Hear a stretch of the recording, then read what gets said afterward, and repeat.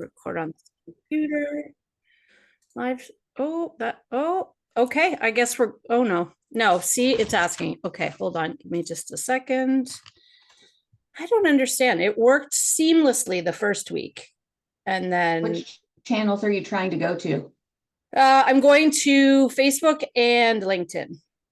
But I had put in all the restream stuff and it's weird. I don't know why. I think it's because you're going from Zoom. Because I go directly from Restream and mine go flawlessly.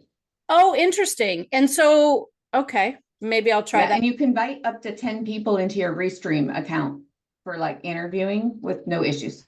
Oh, interesting. Okay. And now all of a sudden it's like, maybe I should just do that in future because this way, and it flips me back and forth between all these different things. And yeah, I gave up using Instagram because the stream keys never seemed to work. Well, then I have learned for today, and we will try again something else next week. And I always wonder on this if it's like recording me live at the same time, but it's not. I know it's not. So, yeah. Okay, and we're going live. Jackie says, sorry. All right. I know Jackie says like the Zoom connection is spotty, so because she and Melissa end up with issues. Okay. Well, okay, then I'll do it from that time next time. Okay. Okay, we're going live.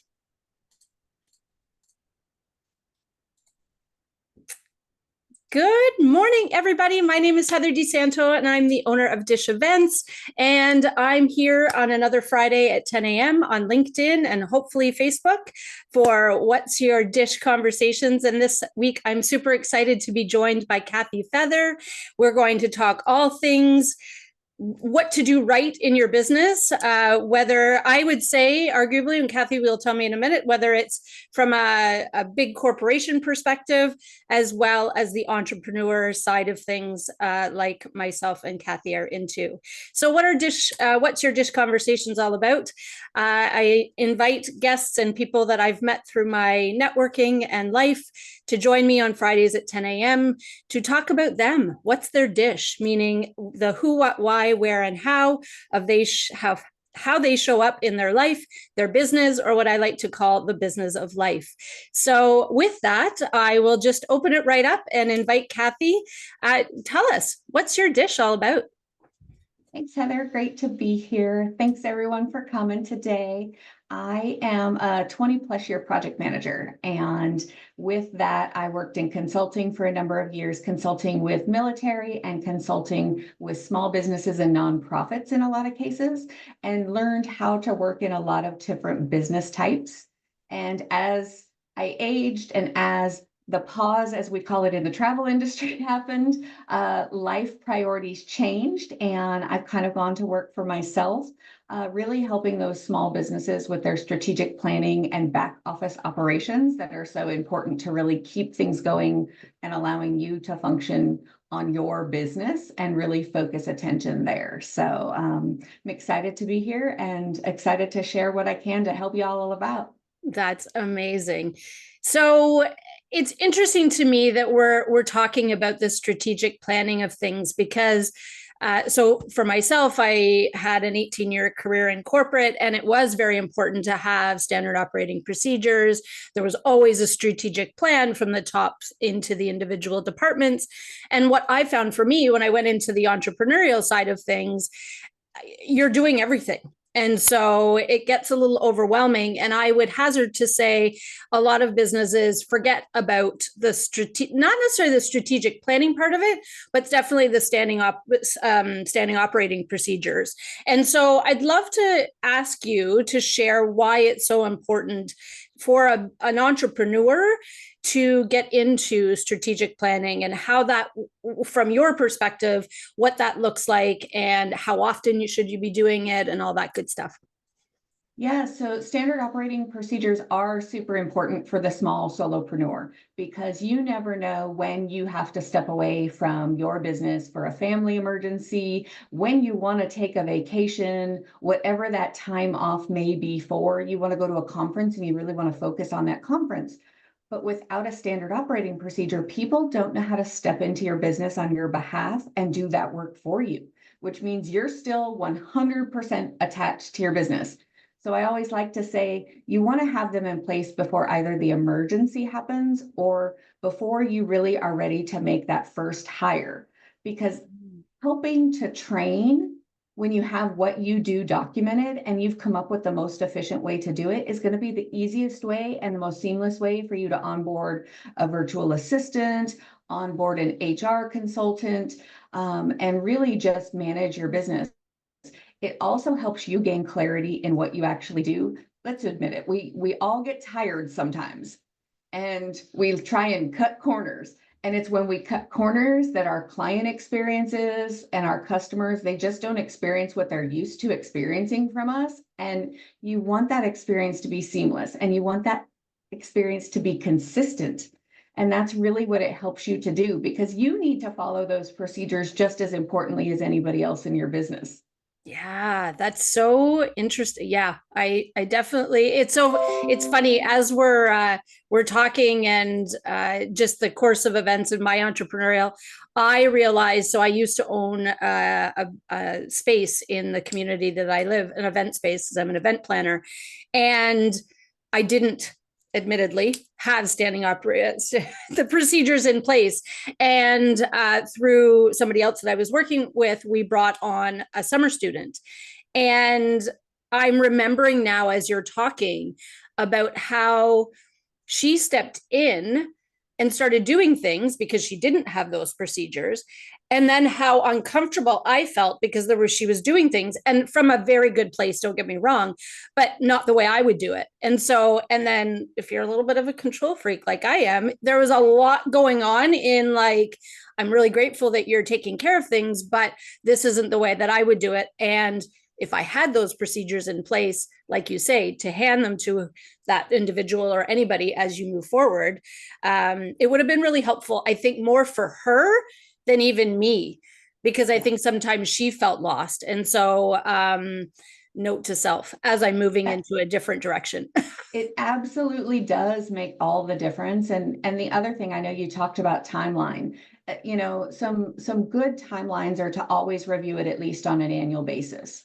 But if your business is rapidly expanding and rapidly changing, you might need to do it more frequently than that. And you definitely want to do it anytime you're implementing a new system or a new policy, just to make sure what you have written still aligns nicely with whatever you're doing in the business. Yeah. And you can tell me if this would be the case. And this is just as things come to my mind, as I told you it would happen when we're chatting. A friend of mine is in a situation where the business may sell.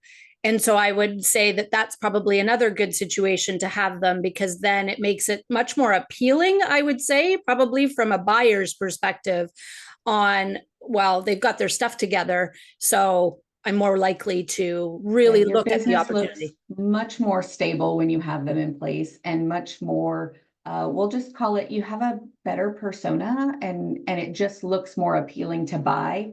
You have your crap together. We'll just be honest. Totally.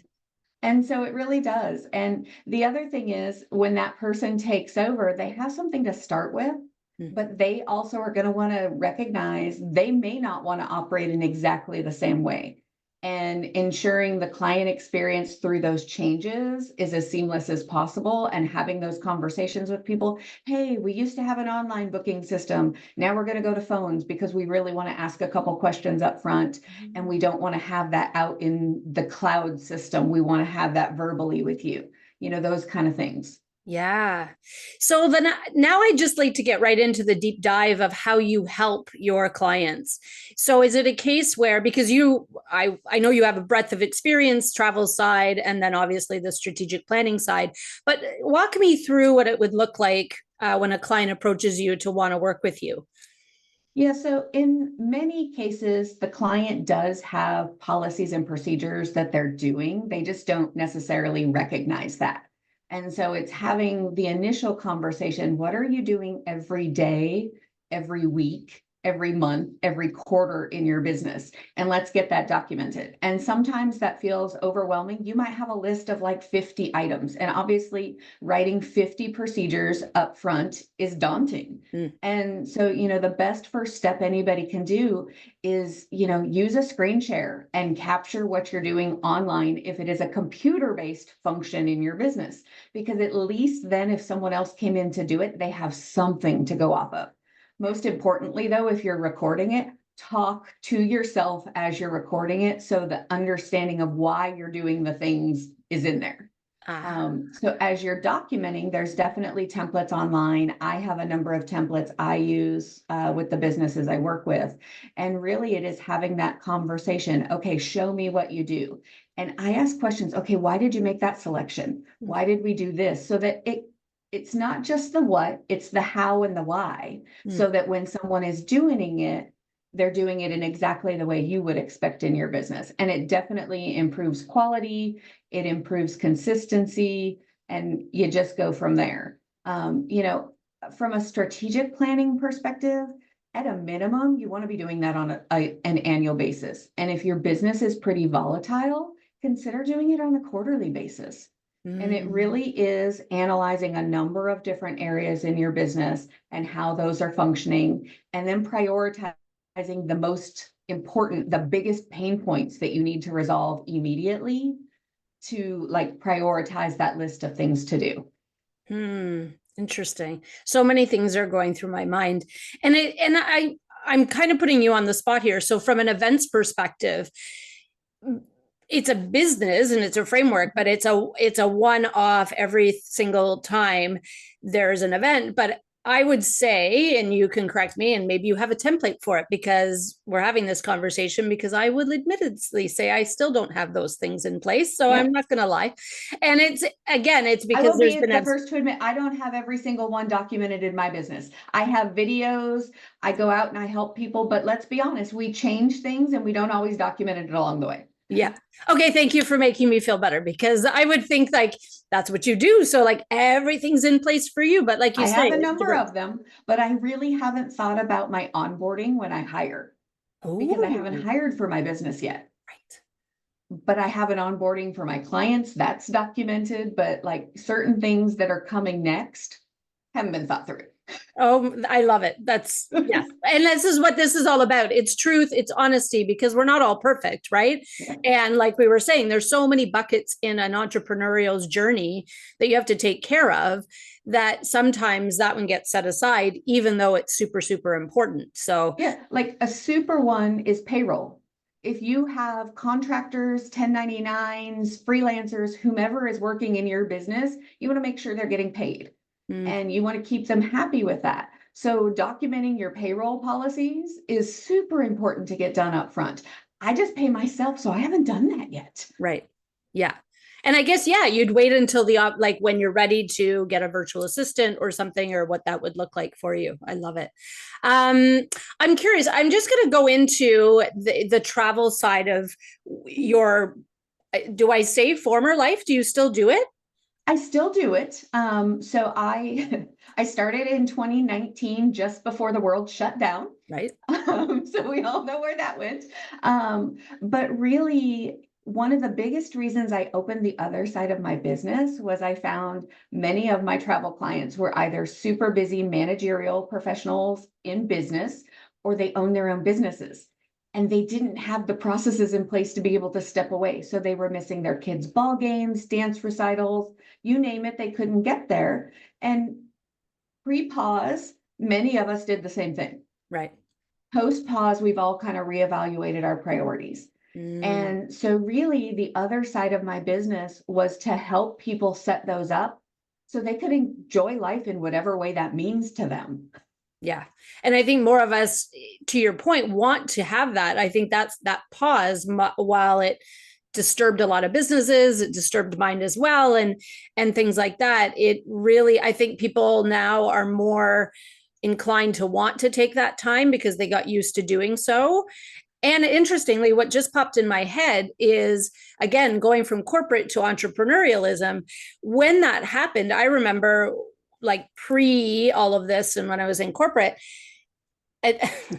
I, I talk about this and I laugh because I was very fortunate, but really the thought and everybody's mentality around working from home was you won't get your work done. You're going to be doing that. You're going to be watching TV. You're going to be putting laundry in and all that. And then when the world paused, you're like, so again, back to the standing operating procedures and this, like that would have been crucial for people when their lives changed and they had to come home from so that, and I think it all worked out, but I think thinking back for companies that had those things in place, I would hazard to say had an easier transition to come back and do that, and then maybe we're more successful. Do you know anybody that like was in that situation that it helped them or hindered them?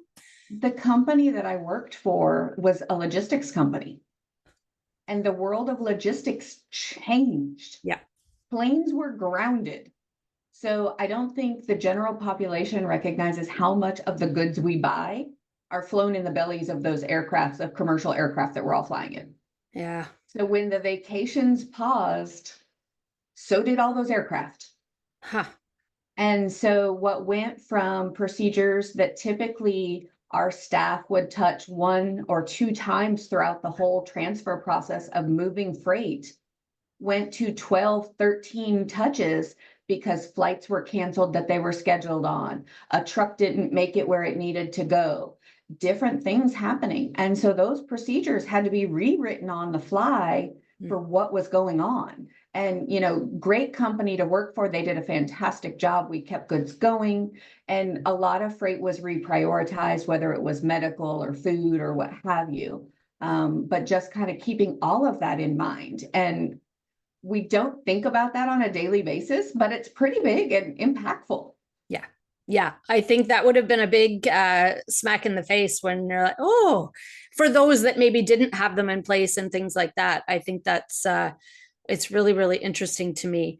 I'm looking at my notes because you're such a well-rounded person, and I don't want to get too much into it. But from a understanding pain perspective, I noticed that your dad had a health journey through this time as well. And so again, from a standard operating procedure, when you have to step away from a business to care for a loved one and whatnot, all of these reasons, which as we go day to day and we're not expecting, why it's so important. So you shared with me that you have a number of opportunities for people to connect with you to get materials to help in case they're not ready to dive in and work with you. Can you share a little bit about what that would look like? Yeah, so on my website, there are a number of different things. And I also have a YouTube channel. So similar to Heather, I regularly do events online that are educational, both on the travel side and on the business side. And 2 of the areas I really try and focus on are those standard operating procedures. So there's a free masterclass from my website you can sign up for and really spend an hour diving into SOPs, what they are and how to write them. And I like to just tell people in there, for spoiler alert, everything you need to write an SOP you learned in grammar school. So it's not hard to do. It's just understanding the process. And so there is that out there. There are some other things. If you're curious about where you rank in strategic planning for your business, there's a quiz out there on how strategic are you, and a number of different things. So my website is the best site to do most of the quizzes and master classes that I have. And then if you're just looking for some of those educational opportunities, they're out there on my YouTube channel.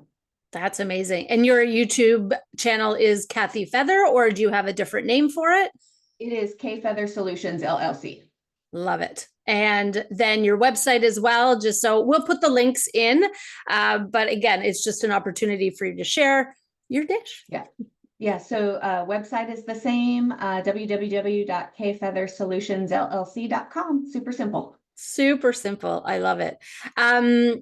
Is there any other anything else that you would like to share? So we're talking about your dish, like from a personal side of things, do you have something that well, I don't know much about you because in all honesty, just from a being frank and whatnot, Kathy and I met, we were on a LinkedIn journey together in a bigger group, and we found each other along with some other wonderful small business owners. And so I know you from a business perspective, but I don't know you from a personal side of things other than what you shared in your bio and whatnot.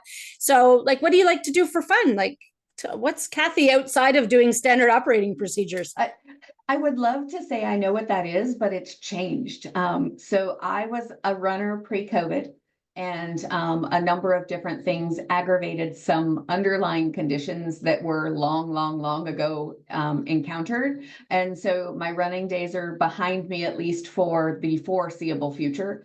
But I love to support the running community because I think that's a great community, and they're all very supportive of each other. And, you know, I was the snail runner, and but I was out there, and you just go out there and cheer for those folks. I'm involved in junior league in my local community, and this year the placement I have selected is Meals on Wheels. So I'll be out helping folks ensure they have some prepared meals that are delivered to their house every other week. And you know, just from a personal perspective, I love theater. So I'm a season ticket holder for Broadway here at the Peace Center in Greenville. Just whenever I can get out. And I love arts and festivals whenever they come into town. Oh, that's amazing. And of course, travel. Oh, I love it. So it's funny you mentioned it because I was going to share, because I'm in Canada and you're in the States. And so that's the other beauty of this, is where I'm meeting people, that people in my world can get to know you, and vice versa, which is the other reason to dive back into to doing these. So can you clarify again? You said Greenville, but where is that? For Greenville, South Carolina. Sorry. No, and I say that like I know, but not everybody knows the States as well when you're in Canada, admittedly, right? So. Yeah, and I was born and raised on the West Coast, so I only moved to Greenville a little over a year ago. So I'm still learning and exploring the city. Oh, I love it. So what took you there then? Cost of living, calm of life, just a different pace. Being a West Coast girl, it was always go, go, go. And the pause changed me, and I'm ready to enjoy some more things in life, and Greenville just hit the bill. Oh, hallelujah. I love everything about what you just shared. Oh my goodness. So we're going to go tap into the part that Kathy might be a little bit nervous about, but it's really not meant to be because it's just very, very random. So through my business, I have been grateful to become aware of a tool called Points of View. And so this is the tool that I've been using on Fridays. It's called Punctum. And these are really games to talk about perspective. And so it's sharing. What I like to share on here is, well, Kathy and I know each other. Whatever word or question we tap into in a minute, in a few minutes, we're going to have different perspectives based on the way we grew up, the things we've experienced, and all that. And I think it's really, really important, especially in the world that we live in right now. I don't necessarily have to agree, Kathy, with whatever your perspective is, but why can't we, or can we really get to a place of mutual respect and understanding? Absolutely. And what can I learn from you, Kathy, in order to move forward in that regard? So I will ask you, would you like me to pick randomly a word or a question? Let's pick a question. 3 weeks in a row is a question. I love it. I don't know. A word could be a word I've never heard. And then it's like, oh, wait, hold on while I Google. Oh, no. They're very, okay. Well, thank you for saying that. So anybody watching and like looking at this going, okay. So the words are you would know them all. And in sometimes, which because they're coaching tools and meant to, so if you're a right brain, they're meant to trigger the left brain and vice versa. And so I find the words fascinating because of what I said before. Like it could be a word, communication, right? It's very applicable in your world, right? Equally in mine, because I love to walk and talk. But when we get into a situation of talking about what that means, how you value it, and things like that. So I've picked your question, and I absolutely love it. So here's your question. What are my dreams? Ooh. And it can go in so many different directions. So I'll just let you share whatever comes top of mind. I think what I'll share is, so I just turned 50 and major milestone birthday. And I had big plans that I put on pause because I did step away from corporate life for my business. Mm. And so my intent is to go to Africa. And the trip I have planned is about a 24-day trip in Ooh. Africa. And it includes obviously Victoria Falls. Everybody has, if you visit Africa, you have to go to Victoria Falls. It also obviously includes a safari. Everybody should go experience a safari if you're going to be in Africa. But the two pieces that I've built in that many people don't even know exist, there is a river cruise boat and 26 cabin boat that takes you down the river, and you can see the hippos in their native habitats in the water, the animals off the side, because you are truly in a small little river cruise boat. So that's one of the two pieces.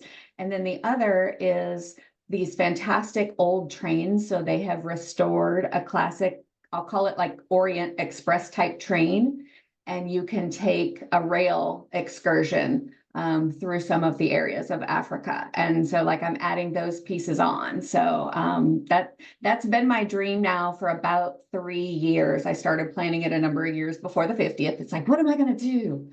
And then I've paused it. So now I'm targeting 55. So I'll keep y'all posted. Good for you. Oh my goodness. That so we are on the same page then. My birthday or my 50th is in October. And it's interesting because I just celebrated with two friends who are also turning 50 in August. And we were talking, so we all got together because they're all celebrating and we're all over. But we were all talking about what that looks like and where we are and all of the things. And so I did my big trip this year. So I was in Peru back in May. So I've had my adventure. I've got many, many, many more dreams to go. So I can relate. And I'll just ask. So you said 5 years. So like maybe I'll get into your suitcase at that point because that trip sounds Absolutely. amazing.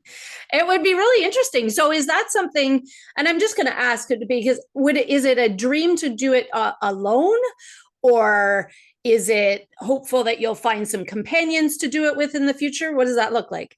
I would love to do it with at least one person. That riverboat cruise is 26 cabins, so you book it a good 2 years in advance. So like it's an early commitment. Ah, And so, but I would love to have some. I travel a lot by myself, and so it would be nice to have a travel companion. I have a couple of friends that are great to travel with. We all know we don't always travel like well with other right. people. I Yes. I am that type A, like let's keep our stuff like put away and those kind of things. And so, but I would love to have somebody that I travel compatibly with along Right. on that journey. Yeah. Maybe that's not the trip to find out if you're compatible. Like, can you Probably imagine? not. Like anything over 5 days is probably not the right trip to do that and figure out if you're compatible with someone. Yeah, it's so interesting that you say that because my trip, I went with a friend of mine, but we had never like we went on hockey tournaments together, but we were never always together. And Yeah. so while I was very comfortable and knew with 100% certainty that her and I would be compatible to be travel companions, there is always that wondering in the back of my mind from a, let's be real, like our digestive system and all these Mm-hmm. things that transpire in our everyday life, and what does it look Yep. like to be in a tent with somebody that you're not familiar with in that way. And for me it was fantastic because we just got the giggles at night and Oh, we just good. really had an awesome time together. So I will wish that for you and hope that somebody comes along, and like I said, maybe it's me, but it would be really nice for you to find somebody that would be that great travel companion because that sounds like a fantastic trip. So I'm going to close it. No, I got two more things. So the other thing that I love to ask, given that my business is DiSH Events, and the other play on your dish is, what is your favorite dish? Is there a dish that you like or a favorite restaurant in Greenville that you like to go to? Oh my God, Greenville has so many different restaurants and they're fabulous. I think I'm a big Italian fan, and so I think my favorite dish really is lasagna. Oh, I could have a good lasagna every day and my doctor would hate me for it, but like I would love it. And then like similar, my favorite dessert is tiramisu. oh, And they don't serve it in a whole lot of places anymore because it's, multi-processed to make right. and it's an expensive dessert. So finding a good tiramisu is like I found one or two that they're acceptable, but like I'm on the hunt at the Greenville restaurants for the best tiramisu. So if you're watching and you know one, send it my way. Yeah, exactly. And I'll just say, I'll invite you to come my way because I'm married to an Italian and my mother-in-law makes the most amazing lasagna with, and I'm just going to put it out there because I don't know whether you've ever heard or tried, she puts egg in her lasagna. And you would I've think, not tried. If I have tried, I've tried unknowingly, but I've not heard of that.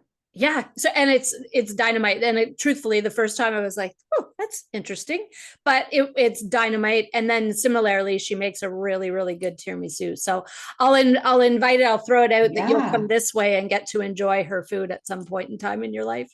I love it. that would be fabulous. So we'll close it off, but I just want to, we talked about a bit earlier, but I'll invite you again, Kathy, to share where the best place is for somebody to find you, find the materials that you have to help people in their business.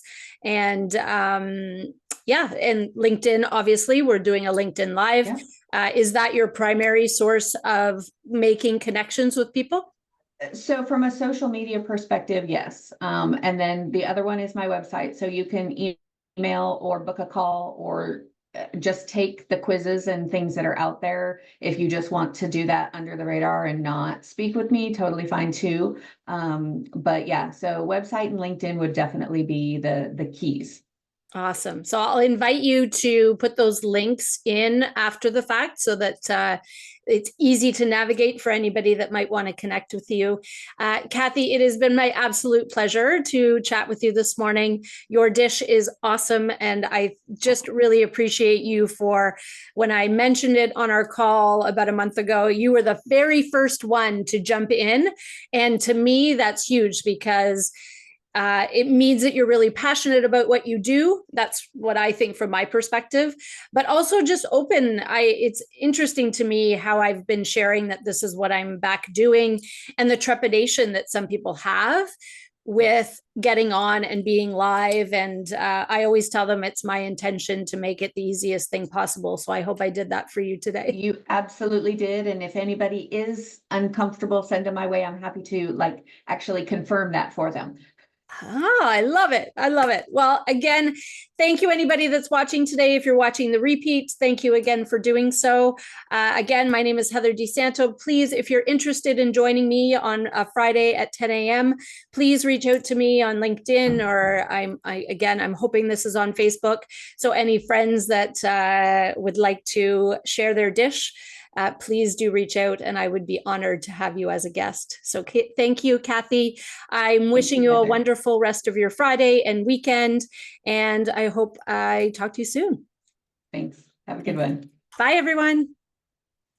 Oh, see, and now this is the funny part. I'm like, how do I stop this thing? And people are watching. The people are watching. They're like, what's happening? Seriously, why can't I close it? Stop.